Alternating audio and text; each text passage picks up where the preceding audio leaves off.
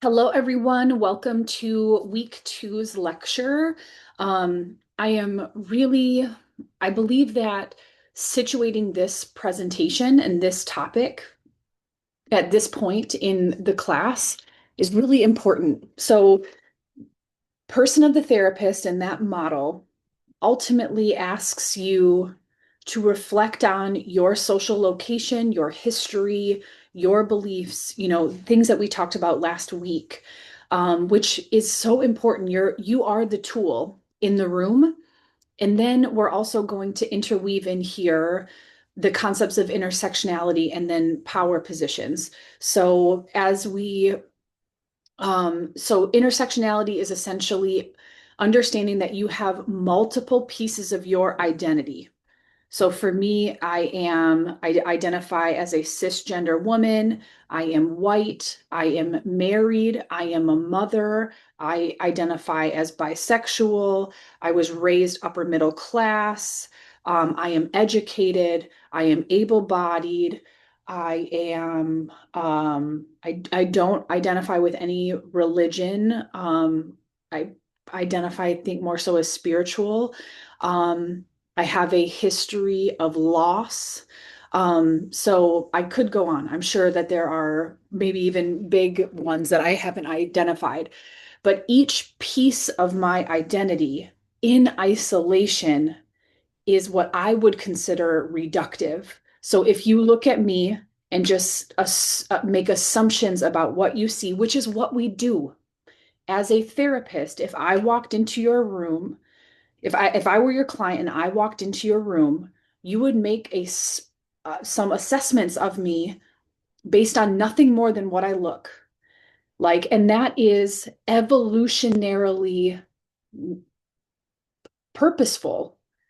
I just think about how humans and just how living beings assess safety and risk. So like we would look at one another to see, like, are you a part of my like tribe or my group, my community? Are you a threat? We are mammals that do that. And also we live in a society that socializes us to think in certain stigmatized, discriminatory ways. So I just want to normalize that, like, making these flash judgments about people is normal, and you need to become aware of when and how you're doing that. Um, so also with the title here, spending a good amount of time on the title slide here today, um, power positions. We are in an inherent position of power as a therapist. We have training, we have expertise, we have someone coming to us seeking help, seeking our expertise. So, what you bring into the room in terms of your beliefs, your biases, anything that you may be unaware of will affect the therapeutic relationship. It will affect the therapeutic process. So, really, what personal therapist is about is becoming aware of those things. The hope is you don't feel shame about it. You don't feel like, oh no, maybe I shouldn't do this therapy thing. I'm a crap person. It's not about that. If you do get to that place, please don't stay there. It's not useful. It's not useful to have a pity party for yourself. It's about becoming aware of that, making a commitment to change, making a commitment to social justice, to advocacy, to equity, inclusion, diversity, justice. So that's my hope for you and what you do with that. So I like how hopefully we're setting off some good stuff in terms of reflection with these readings. Okay, so our chapter 3 in our textbook talked about third order ethics and contextual self in relationships. So, thinking about this, it is rooted in contextual family therapy. So, you'll be reading about, or you read about things like justice, ledgers, things like that. Um, So, this chapter challenges us to look beyond traditional ethics codes and think about sociocultural and systemic contexts that shape our clients' lives and our therapeutic decisions. So, what we're going to do is look at how culture, power, and privilege influence what we define as ethical practice.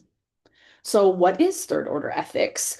So, to set that up, first order ethics has involved just following rules and codes at the surface level. Second order ethics has emphasized relational processes and awareness of those interactions. And then third order ethics takes the concept of second order ethics further by adding culture, societal, and political contexts that inform our decision making. So ultimately, a question to ask yourself is who benefits from the way that we practice and who is marginalized? So traditional ethical practice often focuses on not breaking professional codes. So non-malfeasance, beneficence, like justice, some of the big, I think, big five. But everyday clinical work reflects ethical positions. So even small choices like whose voice we privilege in the room, what model we use, whether we notice power dynamics, all of these things reflect ethics. So AAMFT's code of ethics, for example, begins with non-discrimination. Yet in practice, we as therapists often unintentionally reproduce bias.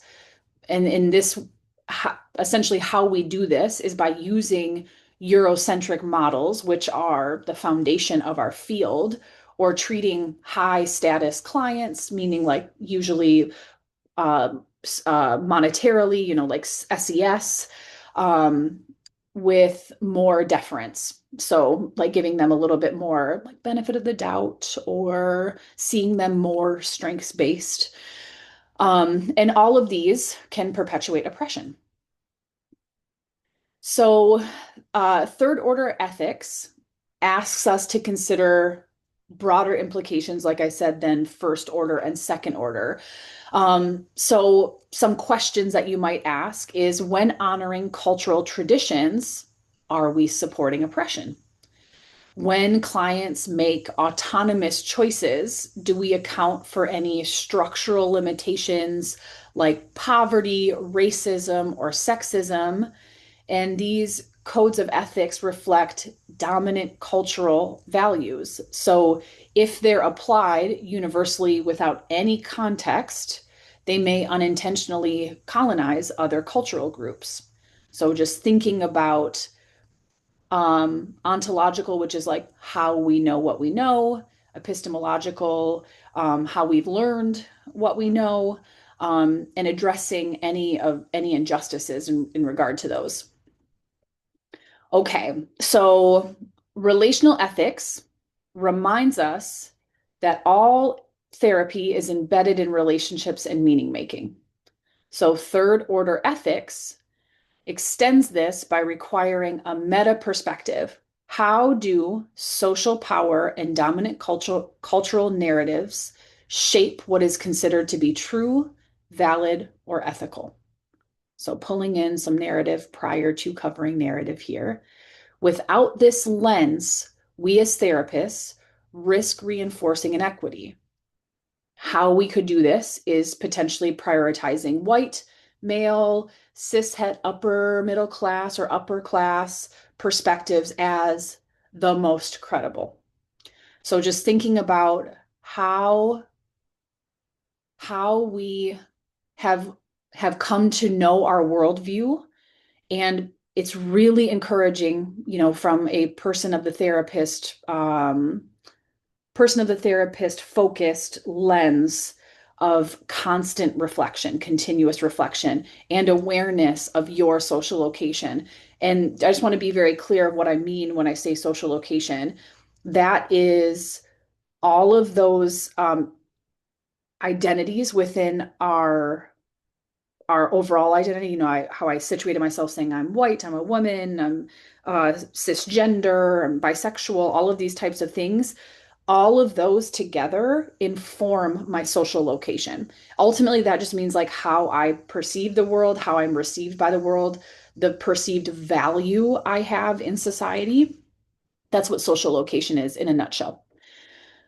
Okay, so in regard to power and neutrality, um, first and foremost, I want to really highlight this red box here. Neutrality is a myth. So, multi-directional partiality was coined within contextual family therapy. So, neutrality is really rooted in, I would say, like foundational psychological approaches um, that looked at us as a tabula rasa, a blank slate. Like we bring nothing in terms of beliefs, preferences, anything into therapeutic space. So it was this to me like very akin to color blindness. Like I don't see color, therefore I can't be racist. So it's like it's essentially kind of saying like I have no beliefs, I have no values, I have nothing rooting me in terms of how I function in this world, which is total baloney.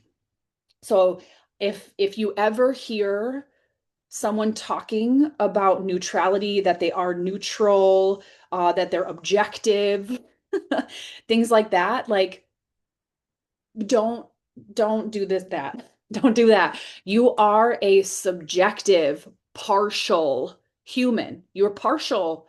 It means you have beliefs, you have preferences, you have opinions. So multi-directional partiality or multi-directed, it's the same thing, means that you are giving in many ways like equal validation to each perspective. And remember, validation doesn't have to mean agreement. In order to validate a person's perspective, you do not have to agree with it. So those things are not mutually exclusive. You can very much validate somebody's perspective and like deeply disagree with it. That is possible. I do it all the time. um, with clients who have very different beliefs than I do. Um, so our own identities, values, and assumptions always enter the room. That's why neutrality is a myth.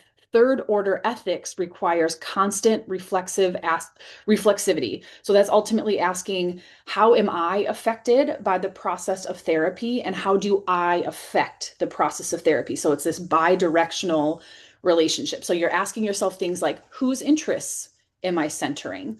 Where do my assumptions come from? Am I unintentionally reproducing injustice?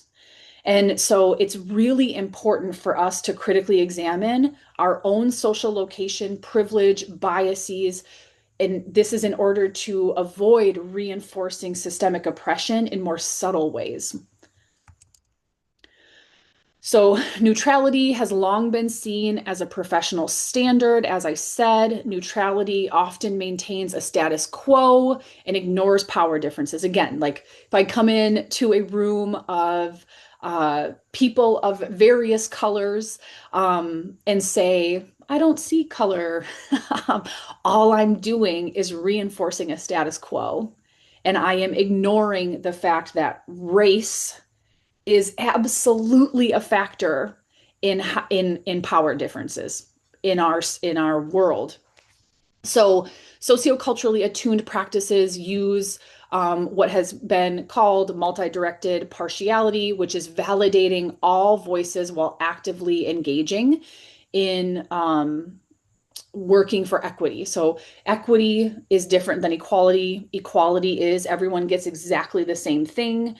Equity is people get what they need. So it's more catered to that. Um, so Betty Carter once said, therapists cannot escape their social positions. We can only decide to engage them either consciously or unconsciously. So power is inherent in therapy. Like I said, this is through expertise, social location, systemic context, all of those things. Some therapists, particularly those, sorry if you hear that plane going by, some therapists, particularly those with marginalized identities, may need to actively claim their authority to be taken seriously. Using power responsibly means challenging oppressive dynamics while still collaborating with clients to build trust and accountability. So, in terms of how all of this applies to supervision, supervisors model this reflexivity that I was talking about. They're modeling they, how their positionality, how they show up in supervision affects the supervision process and how they're affected by the supervision process. So ultimately, what that means is so there's a term in supervision called isomorphism, which essentially means that supervisors are modeling for you what they would like you to do in therapy. So if you think of kind of a hierarchy of power, it's supervisor, therapist, client. So in the supervisor therapist role, the therapist has less power, but in the therapist client role, the therapist has more power. So the hope is that you have a good supervisor who guides you, that you like want to take some of their characteristics, some of their approaches with you into therapy. So also within supervision, there should be equity that's integrated throughout. Alliant does this in some, I would say, like policy-based ways, like accommodations for any sort of disability or any needs, religious accommodations, things like that, for students, so that it's not just, we only recognize like mainstream holidays or something like that. But also, this is again catering to the needs of the students and then moving beyond special topics. So, meaning like, diversity isn't just a class that you take, or working with neurodivergent clients isn't just a lecture that you take, that these are things that are embedded throughout your training. Okay, so the next article or next reading we had was Reframing Family Systems Theory, the Central Roles of Race and Racism. So why should we need to reframe family systems theory? That's FST. So as we know, traditional family systems therapy has been decontextualized, meaning that it just like it doesn't take these larger systems that affect the individual into consideration. So family therapy theories have been treated as if they apply universally. And sometimes, like race and racism are the quote unquote elephant in the room. And this is very, um, I think this is really important to keep in mind, knowing also that the majority of therapists, like mental health practitioners, are white. And as a white person, um, we're not, in my experience, we're not socialized well to how to engage in conversations with people, with fellow white people, with people who don't look like us. So it's this like topic that it's like, if I bring it up, is it appropriate? I'm just going to wait until my client brings it up, because I don't want them to think like that's how I see them, or that's all I'm paying attention to. And the fact of the matter is, y'all, so remember, going back to power, we have the power in the room. I encourage all of you to become very comfortable talking about social location with your clients. So you can situate yourself. Ask them, what's it like sharing your story with me? So the reason I say this is what I always teach within my theories classes, as well as with my practicum students and any supervisees, is given that we are in the position of power, it is our duty to broach topics, meaning to bring them up, to initiate conversation about them.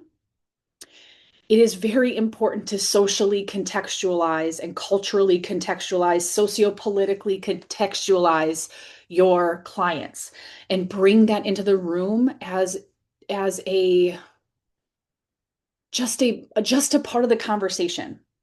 So if you're like, well, I don't want to come off a certain way, you can't control that.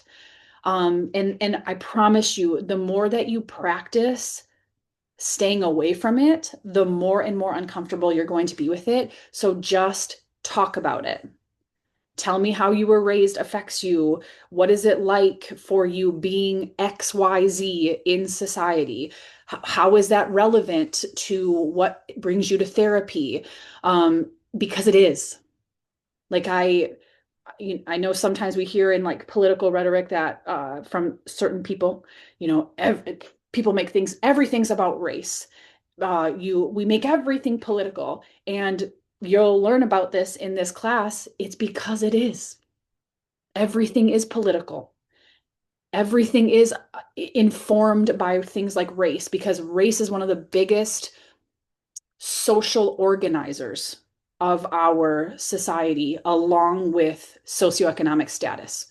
Um, so, for what it's worth, and then, James in particular talks about how Black families cannot be treated as a monolith. That just means like not all Black families are the same. Like that's essentially, like I know that probably sounds like very obvious, but I think also many times what we do as therapists and as humans is we categorize people. So again, if we don't make explicit some of the questions we have, talking about culture, talking about things like race, socioeconomic status, we will see that information about somebody and make assumptions without even recognizing it. Um, so just to keep that in mind, of as long as you can bring those conversations into the room, better understand how these apply to this particular individual, this particular family, this particular system. If you don't have that information, I promise you, your mind is going to fill in those blanks. So ultimately, another thing here is that family systems theory or therapy must reflect societal context and systemic oppression. We must talk about how these structures and cultures, or structures, institutions shape our everyday family life. So one thing that was proposed is racial and ethnic socialization, of bringing that into the room. So for short, it's RES. This is one of the most important family processes in African American families in particular. Parents intentionally prepare children to develop resilience, racial pride, and strategies for coping with systemic racism. So there's four tenets here. Cultural socialization, so having that sense of racial pride, being prepared for bias, being prepared for the world is going to see you in a specific way. They're going to categorize you in a specific way. They're going to have assumptions about you. And that says more about that person than that does of you. Stay grounded in who you are. And also, there's a way to act, to behave, to keep you safe, to survive. There is also there can be a promotion of mistrust within certain institutions, for example, like medical systems, and another tenet of egalitarianism. So RES has the goal is to protect children's health and survival. As we know, a conversation that many Black parents have with their children is walking through how to interact with the police. I do not know a single one of my white family friends who have had that conversation. And also some rules it's to teach children the societal rules of racism, how to navigate that without losing self, how to navigate that and protect against internalizing those stigmas or biases, adjusting socialization as racism shifts forms. So this essentially all shows us, and then inputs, outputs, talking about cybernetics, bringing that cybernetic piece into here, about how feedback loops work within a racialized environment. So this shows us how FST concepts map directly onto the racial socialization process. Families act as a dynamic system that are embedded in these larger, essentially racist structures. So over time, this explain like historical time explains why African American families shifted from majority two parent households in the 19th century to a majority single parent household today. This shift is linked directly to policies rooted in systemic racism. So, policies that have shaped the lives of Black families, slavery and forced separations, redlining and the racial wealth gap, mass incarceration. So the reason that I think it's very important to understand historical context of families, of groups of people, is many times the rhetoric is around personal responsibility. There and that this is this person's choice to be like this. And it's a yes, it's both and, because we are autonomous beings and we are beings that live in systems that very, very much influence how we live.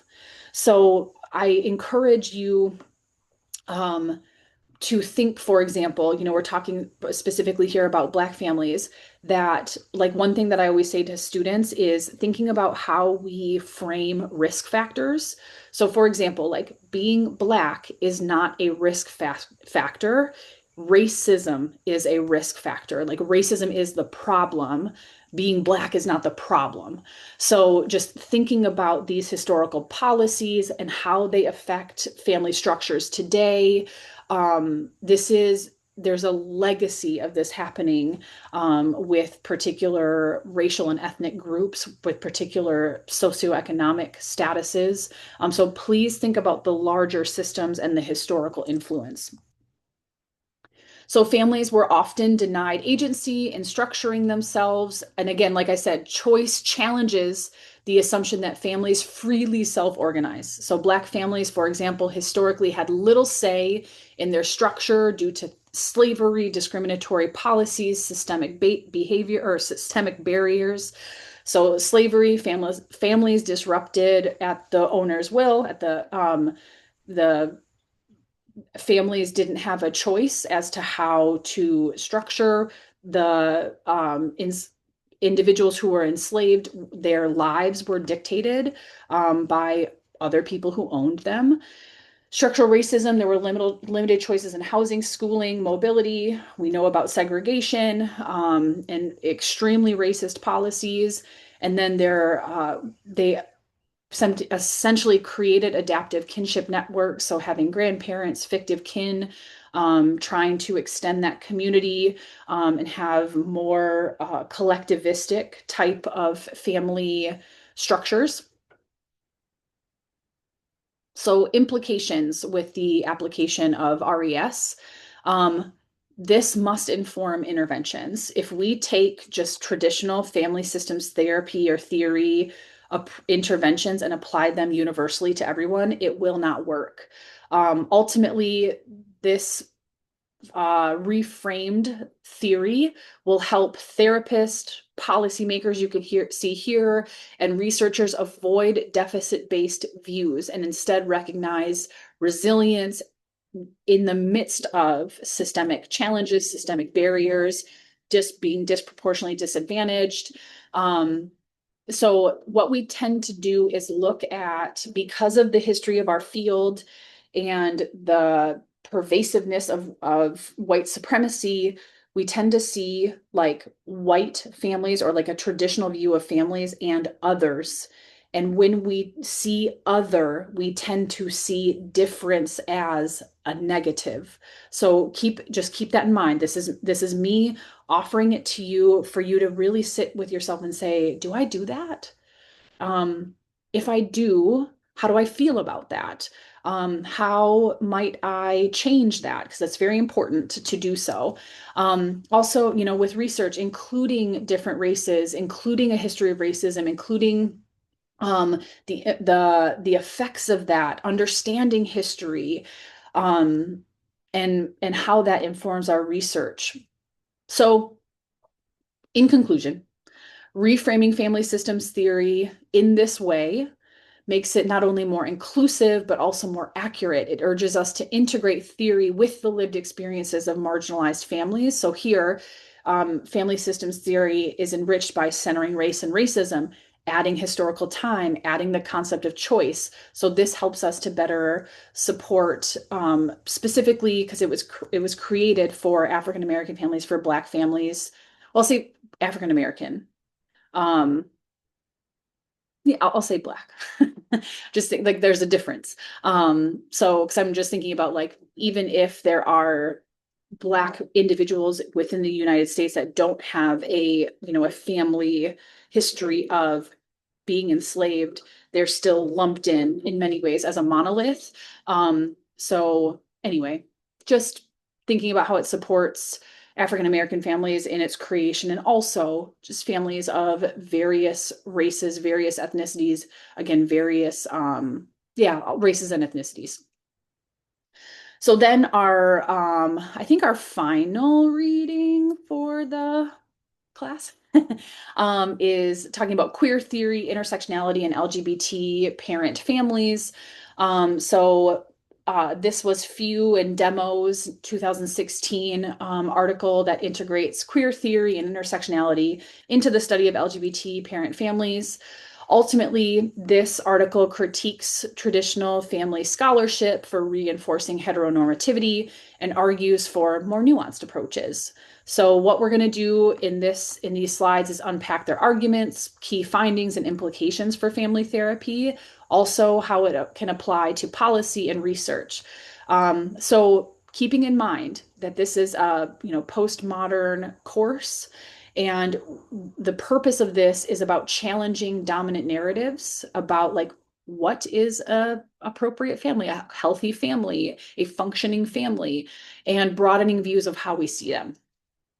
Okay, so background here. Um, so ultimately, the authors explain how heteronormativity and cisnormativity dominate family scholarship. Historically, families have been studied through a white middle class heterosexual lens that frames LGBTQ plus parents as different or deviant. And, maybe they don't use explicit language like that. Many times it's more subtle and implicit. And also, the authors of this article argue that scholarship is not neutral. It actively can reinforce inequity and inequality. So they position the queer theory and intersectionality as critical lenses for shifting how families are understood, emphasizing diversity and lived realities. So here you can see about 37% of LGBTQ plus adults have children, and 2 million children are raised in LGBTQ families or by LGBTQ plus parents. And research shows no difference in children's well-being when it's compared to heterosexual families. So family theories were developed, as I said, from a heteronormative assumption, and LGBTQ plus parent families often feel ignored or tokenized, positioned as disadvantaged. Again, thinking about like heteronormativity, I'll even say like cis heteronormativity as like the norm, as healthy, and anything that's different, like there must be some sort of disadvantage to it. And many times they feel misrepresented or oversimplified. Again, being treated as a monolith, broad brushstrokes about like what it means to be a part of the LGBTQ community. It's a very, very dynamic and diverse community. So queer theory challenges all of these taken for granted assumptions about gender and sexuality. It resists fixed categories, questioning what counts as quote normal or legitimate in a family. So for example, queer theory would question why marriage and biological reproduction are privileged over other family forms. So again, in the article, queer theory helps highlight how family forms that don't fit dominant scripts still hold meaning, legitimacy, and value. This is critical for therapists and researchers to understand to avoid reinforcing any sort of marginalization. So 5 phases of circular change are also covered in this article. So exclusion is that LGBTQ parents are absent and heteronormative families are represented as universal. Compensatory addition is that LGBTQ parents are included, but only as add-ons to existing heteronormative theories. Disadvantaged lens, LGBTQ parent families are framed primarily through a marginalized, or they're framed through marginalization. So they're in the margins, there's a disadvantage, using feminist and minority stress theory to highlight disadvantage. So again, we like use theories to substantiate this disadvantaged lens. Queer and intersectionality integration. So theories critically unpack heteronormativity, cisnormativity, and intersecting identities such as race, gender, class, sexuality, geography that shift to complexity, resilience, and diverse family processes. And then going into a paradigm shift, family theory itself is transformed by queer and intersectional frameworks, broadening the study of all families. So intersectionality is a key lens that's discussed in this article. It examines how overlapping systems of oppression like racism, sexism, heterosexism, heteronormativity, classism, and ableism interact to shape family life. So for LGBTQ plus parent families, intersectionality reveals how experiences vary widely depending on race, socioeconomic status, gender identity, and legal context. So, for example, a white gay male couple with financial resources may experience parenthood very differently than a Black lesbian couple with limited resources. So, you can see how various aspects of their identities differ. And intersectionality ensures we don't generalize LGBTQ plus experience, but instead see them in context. So, it's like the theme of the day. Um, so, queer theory challenges binaries. So, binaries essentially is just like one or the other. So many times, we think about gender,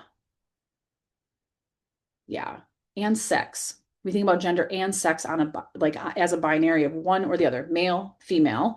And what we know is that gender is socially constructed. That we can identify in many different ways. And we also know that sex isn't biologically binary either. So for those, people who claim there's only two sexes, like they miss something in their biology class.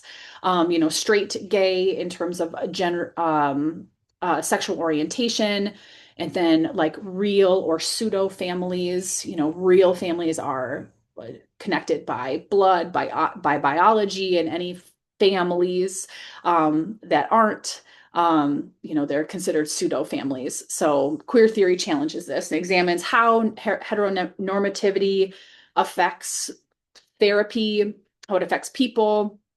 And queer theory also views family roles as fluid and again, socially constructed. So how we so for example, how I function as a mom is so socially constructed. It doesn't even necessarily go with my strengths. So for those of you who, are parents, or all of us are children of people,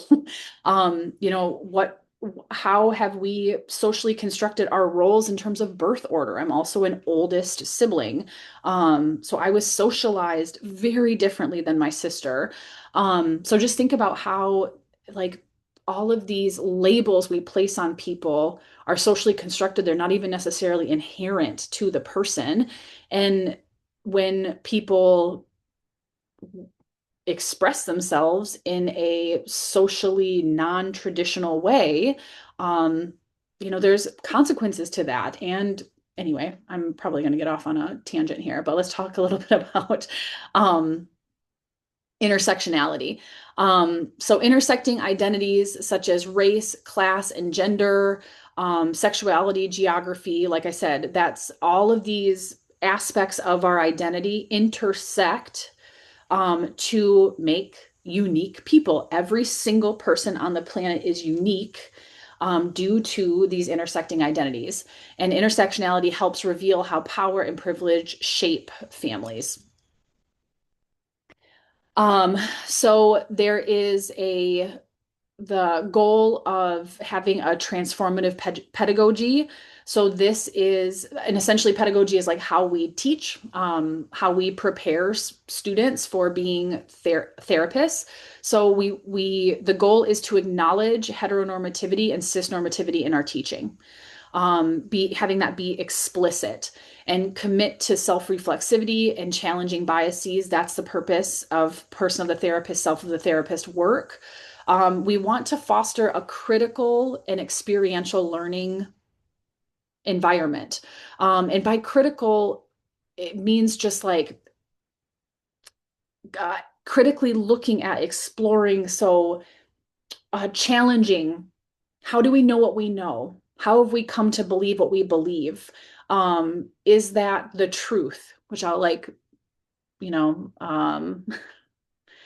let you in on a little secret. That there's no such thing as a truth or the truth.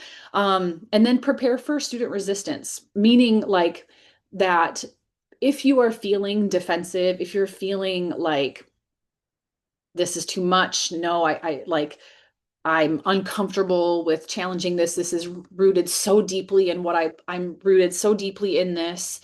This is what I've always known. I just encourage you to attune to that and acknowledge the discomfort and that you should feel uncomfortable in your training. You should be learning about yourself. My hope is that you leave this program different from how you came in, aside from learning new skills and things like that. Um, so some implication here is to move from tokenism. So like, my gay friend, um, uh, and like they're awesome and this is what gives me legitimacy by proxy and stuff like that, into critical inclusion. So redefining family therapy and theory through plurality, just meaning like multiple uh, different constellations, makeups are all valid. Complexity, so intersectionality is inherently discussing the complexity of the human existence, and everything's rooted in justice. Everything's rooted in a goal of equity.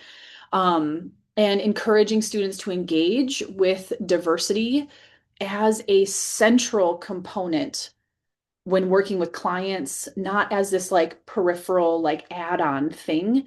Diversity is a key component, a core tenant or a core concept of who we are, a core piece of our identities.